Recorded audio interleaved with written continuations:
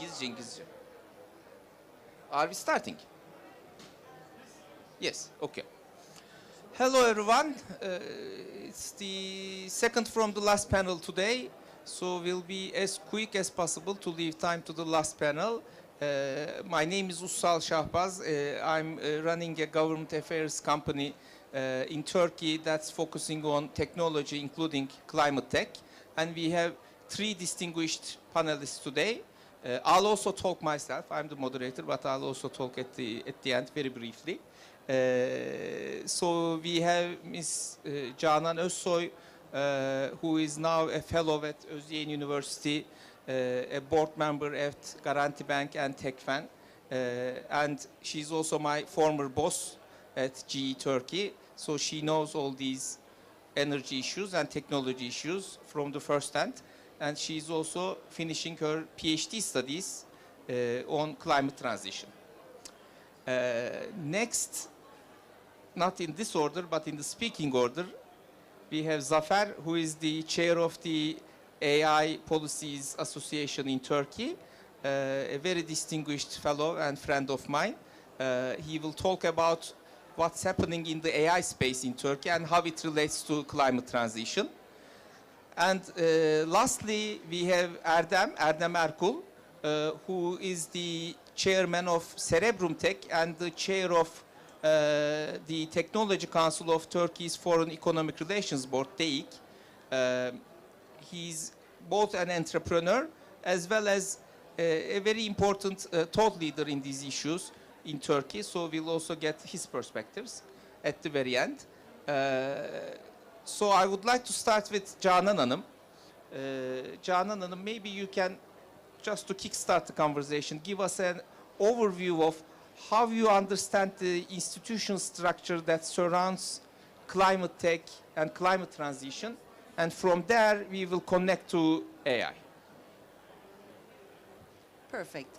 Thank you, Ussal, for the wonderful introduction. And dear guests, it's a pleasure and an honor to be here today. Also, a big hello to the people who are watching and listening to us online. I will do a brief setting the scene, and then I'm going to talk a little bit about challenges and hopefully bringing it up to the level that my esteemed colleagues here, panelists, are going to solve those issues using AI and other advanced technologies. So the climate crisis is a complex, multifaceted problem that refers to the ongoing rapid changes in Earth's climate system, primarily caused by human activities such as the burning of fossil fuels, deforestation, and industrial processes. It involves not only the rise in global temperatures, but also disruptions in weather patterns, sea level rise, biodiversity loss, and threats to food and water security. The crisis is complex because it intersects with numerous social, economic, political, and environmental issues, creating a web of challenges that require coordinated global responses. And hence, we are all here for COP29, 29th year. It's still a complex problem, so not much is solved. Solutions are complicated by differing national interests, economic dependencies, and the urgency to address both immediate impacts and the long-term sustainability. It is a problem that spans across various scales, from local communities to global governance, and demands interdisciplinary approaches involving science, policy, technology, and societal change. While the Paris Agreement adopted in 2015 represents a critical international framework for addressing climate change progress in containing global warming, it has been much slower than needed to meet its goals.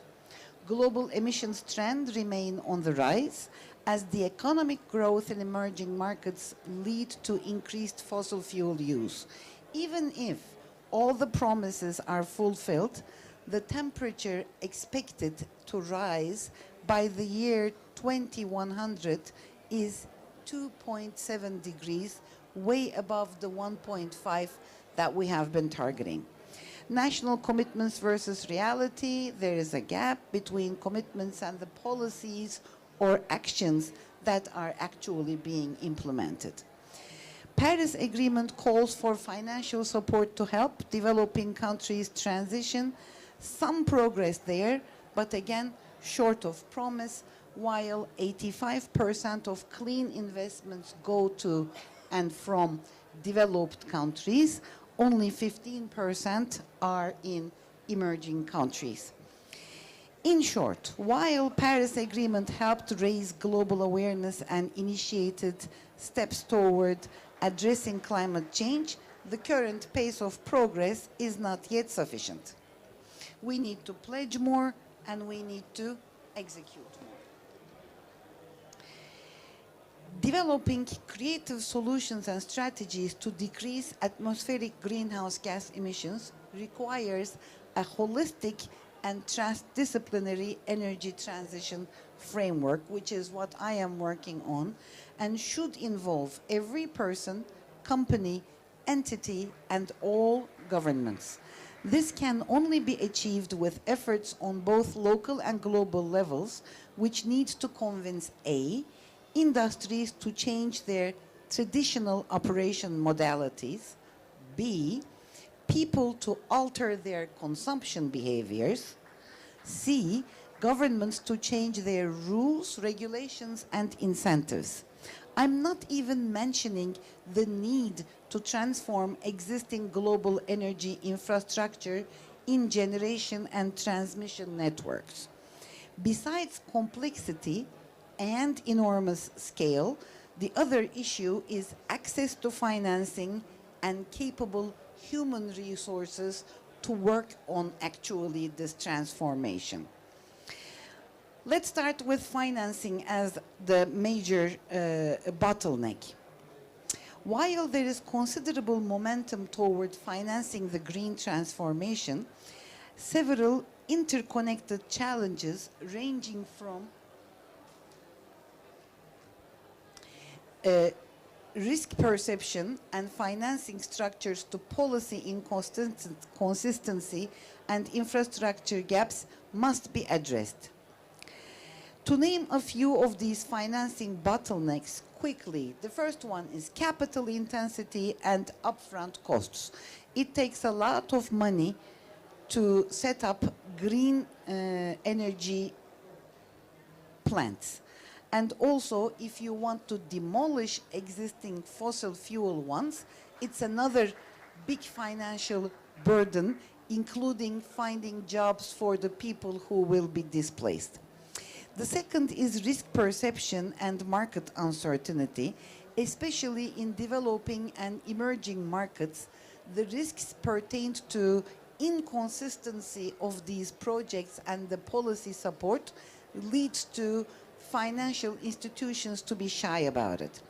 The third one is financing mechanisms and market gaps. Green bonds, as you know, are in our lives, but they are still underdeveloped, and because the carbon pricing mechanism is globally not stable and well-defined and well-regulated, these bonds are not where they should be to support this transition. So regulatory and policy challenges, limit access to financing, and creditworthiness of developing nations is another challenge. Greenwashing and lack of transparency also adds to why we don't have enough financial support. This can be solved by innovative financial models, global carbon markets and policy alignment, transparency, and standards.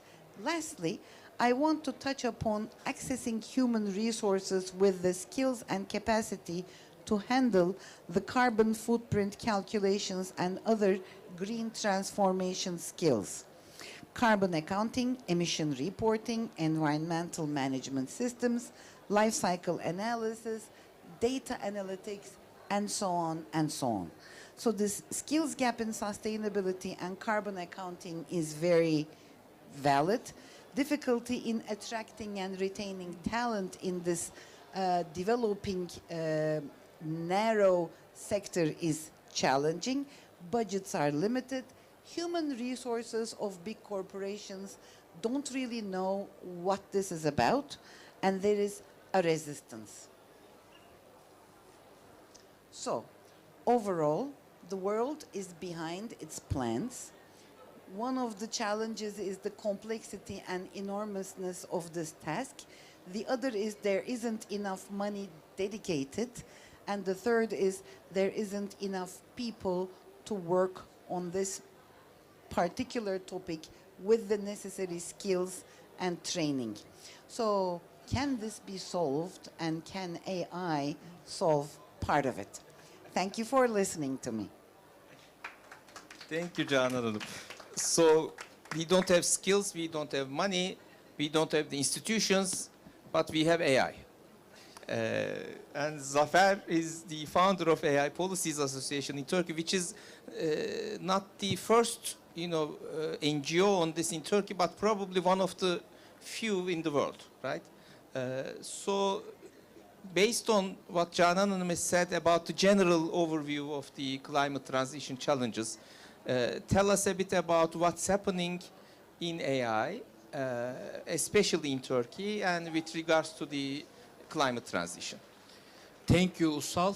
Good afternoon, ladies and gentlemen. You are all welcome. First of all, as AIPA, we are very happy to be in Bakü. Thank you so much, our ministry and United Nations, for hosting us. And thank you all for coming here today. Turkey is also a candidate for COP31. We escape everyone's support. In recent days, everyone is talking about AI and climate change. Today, I am going to talk about developments in AI and climate change. The world is changing so rapidly. AI and climate change are transforming the world. So, are we ready for this transformation? I think we are not. But we must be ready before it is too late. Nowadays, it is hard to have a strong economy without AI. In Turkey, AI and climate change ecosystem are improving day by day. There are 208 universities and 104 technoparks in Turkey. There are more than 10,000 startups. AI and climate change are on the agenda of our universities, technoparks, and startups. Turkey's high technology export reached $9.1 million. There are important developments in the fields of AI and climate change in Turkey. You know, climate change has been added to the name of our ministry. Climate change presidency was established under our ministry. In Turkey's climate strategy, we have a zero emission target for 2053. Turkey will achieve this. The rate of those who believe in climate change in Turkey is 85%. I think it is very percentage. The Turkish Parliament AI Commission was established. The Security Council now includes AI in its decisions. The General Directorate of Science and Technology Policies of the Ministry Foreign Affairs was established. The Ministry of Health established the Department of AI. A cybersecurity presidency will be established within the presidency before end of the year. In Turkey, there are 27 million Generation Z. This is more than the individual population of 143 countries. Young people in our country are very interested in AI and climate change. If we can turn this interest into knowledge, Turkey will have a very important position, AI and climate change. AI diplomacy and ecological diplomacy are now on the main agenda of countries. AI and climate change are indispensable for Turkey and all countries because we know that firstly, AI is going to affect all sectors, agriculture, energy, media, education, especially climate change. Secondly, AI will make 85 million people unemployed. However, AI will also create 97 million new jobs. Climate technology expert is among the most important jobs of the future. Thirdly, AI will create $16 trillion for the economy by 2030.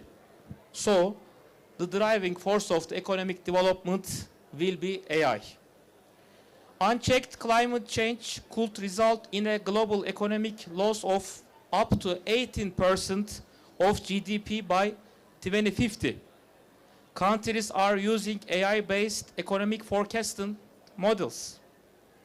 The global market for green infrastructure is projected to reach $1.5 trillion by 2030. By 2025, an estimate 1.8 billion people will live in areas plagued by water scarcity. AI-driven water management systems, such as predictive analytics for drought patterns, are being implemented in some countries. Climate change could reduce global agricultural productivity by up to 30% by 2050. Countries are deploying AI to create more precise climate models and early warning systems. Drone technology supports reforestation and biodiversity efforts. So, what should we do? Awareness first, awareness indispensable. We need to develop projects that will further raise awareness on AI and climate change. Then education. Education is indispensable. We need to give good training to our youth, especially on AI and climate change. There is the world's first and only AI university in Abu Dhabi. Why not establish universities of climate change in countries? We must produce and implement permanent, stable policies on AI and climate change. Climate change is a global problem, and country can solve it alone. We need to work together on AI and climate change. For this reason, AI and climate change are not the future. AI and climate change are today. Thank you so much for listening. Zafer, thank you very much. Now, I'll turn to Erdem, who is also a practitioner of AI. And Erdem has many hats, as I told you before. One of them I forgot. He's also an honorary consul of Republic of Korea in Turkey. And Erdem and I know each other from his days in Samsung. So he knows that part of the world very well. And then he was at Microsoft. So I'll throw him two questions. One is, we talked about AI and solving the climate problem, but due to the data center and energy consumption, I think AI is also creating a climate problem, right? So maybe you can touch into this. The second question is how really, with your company, you are helping resolving the, climate tech issues. And the third one is, given your experience in Turkey, Korea, and others, how do you see the AI diplomacy? And, how do you see these mid-sized emerging powers with overlapping interests to work together? So maybe you can, whatever question you want, you can respond. I throw you three. You choose. Thank you, Sal, and first of all, welcome. And thanks, Government of Azerbaijan and United Nations and our ministry for hosting us. And actually, today and during this month, in the COP29, many peoples and many experts, they are talking about the Ustad's questions, actually. And maybe I can mention that some use cases from my company, from my experience. Also, I will start from your last questions, Ussal. Yes, collaboration among and mid-sized emerging powers, countries and the companies, etc., and on climate change and AI, both feasible and highly beneficial. I believe that. But I noted first pillars are very important. I am thinking for mid-sized emerging powers. One of them, shared interest, including, for example, climate change impacts, because many people, they are talking about the climate change, many institutes, many universities, but we need to see their impact and the results important. And another one, AI for sustainability. And actually, AI offers solutions for managing resource and optimizing energy consumption and predicting environmental change, and which are the critical for sustainable development. And the second one, cost sharing and resource optimizations, actually very important. And the third one, diplomatic and regional benefits. This is your second questions. For example, mid-sized countries often act as bridges between global powers and smaller nations. And by collaborating on AI and the climate initiatives, they can enhance their global influence and to set an example offers, for example, G20 and OECD and the United Nations, etc. Because every countries, they are going to like United Nations Summit, and they can share their use cases, they can share their comments, etc. This is third one, and the last one, successful use cases, because we will learn, my opinion, after the see some things, some results. Maybe I can mention that what are we doing. For example, we have 3 projects, and we developed and we finished and we closed the deal. And also we are nowadays getting collection data, and we will share next year our results, for example, our projects. For example, one of them, and with my companies and the VPLAT, the Korean partners, we designed the MI Sonic hardware, and we are going to cities, and with this hardware we are listening to pipeline, and then we are trying to detect the water leak. And in Seoul, VPLAT companies, 10% efficiency, we saw the results. All Seoul cities, we work to Seoul municipalities as the VPLAT companies. And then we visited the Turkish municipalities, many municipalities. Only we made this project in Ankara and the Sivas. And nowadays still our teams, they are listening to pipelines, and we are detecting the water leak, and then we are sending the data and collecting data, and our AI platform responding, and we are sharing the results alive with the municipalities, and they are going to pipeline, and then they are finding the water leak. Another projects with again our Korean partners, we created the AI assistant only for climate change. For example, nowadays we are using many GPT services, but after 70%, we are seeing hallucinations. But we thought that 2 years ago, and we can create the AI platform, but we are creating, and we are sharing with our customers and institutions. They are creating their AI assistant. Then for climate change, we created the climate change assistant. You can use also climatechange.sereinsight.com. It's free, and you can use and you can talk these assistants all COP29, all COP28, 26, 27, all United Nations open source, and platform knows everything, no hallucinations. Only you are talking with our AI assistant about climate change, no other issues. And then actually your last question, first question actually in the data center and the energy efficiency, it's very critical because last 4 years everyone's are talking about AI. All industries, they are trying to close and the finalization their transformation, digital transformation, and they want to use AI products, etc.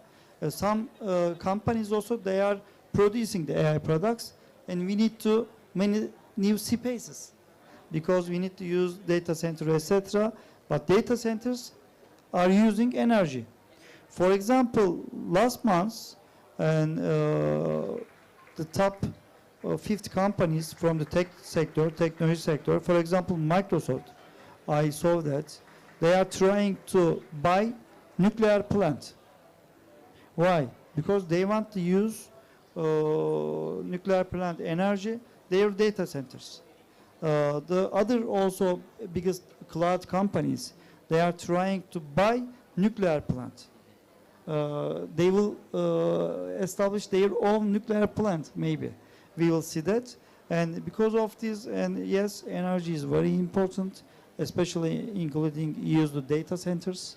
But I cannot say nowadays some results. We need to see after they get collect the after the AI and the cloud computing systems, and maybe after next 2 years, we will see some results. We will see some science articles, etc.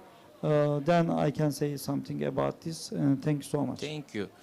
Let me add a few things, and I'll ask one more thing to Canan Hanım maybe, and then we'll wrap up. I think, based on this conversation, let's turn back to Turkey and focus back on the opportunity. The World Bank, every year they publish something called the World Development Report. It's like the flagship report of the bank, and every year they focus on a theme.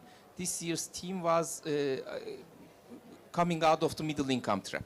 And one of the ways that they have proposed as a way out of coming out of the middle income trap for countries like Turkey is focusing on the climate technologies, because that's where the creative destruction will happen in the next few decades. And there was a very interesting analysis which really impressed me. From a skills point of view, or a capabilities point of view, they map all the climate technologies, and then based on the current endowments of each country, what they produce at the moment, which countries has the largest potential in climate technologies. They do this mapping, and obviously everywhere China is the first, but to my surprise, Turkey was the second, because I think Turkey has a very strong manufacturing base. Although it is mid-tech manufacturing, it can immediately be converted into these, climate tech technologies. And actually, I would like to remind to Canan Hanım one instance that we had when we were in GE. There was this company in İzmir, Ateş Çelik. They were producing metal signage for shops, very simple things. And they became a GE supplier, and then they started to produce steel towers for the wind turbines, from the signage to towers.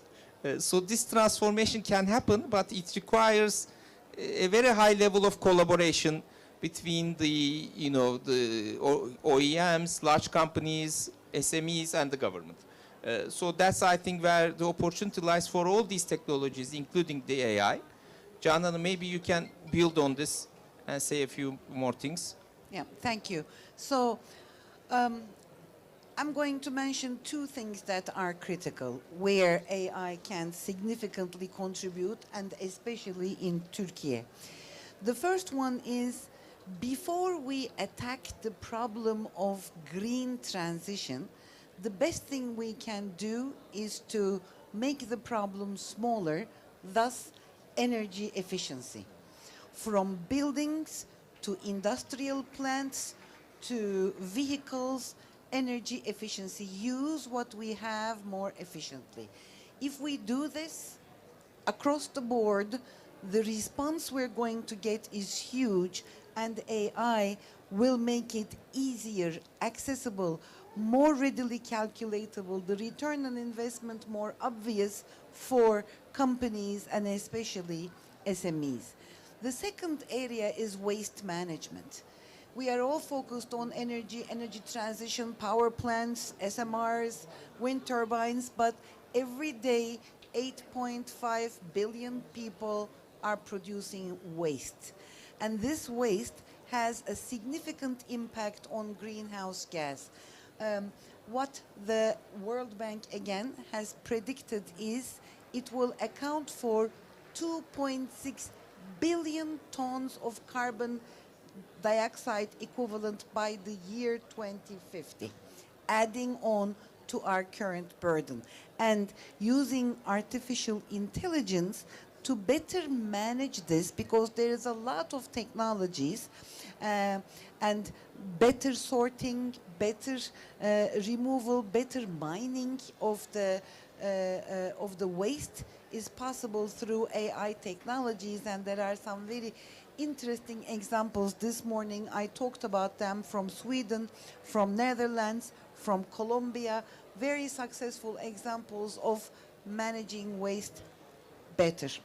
And I would like to also add on what Ussal said. I do believe sincerely that Turkey is well positioned in the second place.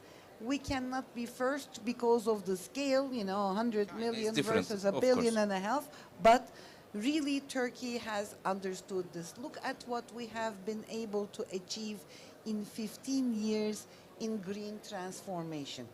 It's impressive. Yes. Without any global support, without any privileged access to global financing. This is what we have done with our people and with our government's support. Now, if we can take that to the next step and continue localization, local manufacturing, supported by software development, AI tools development, I think we can definitely make a change, not only in the future of Turkey, but also on the region that it neighbors. Thank you. Thank you, Canan Hanım. I was warned that the next panel has to start earlier than planned because of logistical reasons. So the best panels are short panels. I would like to thank you all and all of our audience for listening us. Thank you very much. But I do want the panel photo. Yes. Bir fotoğraf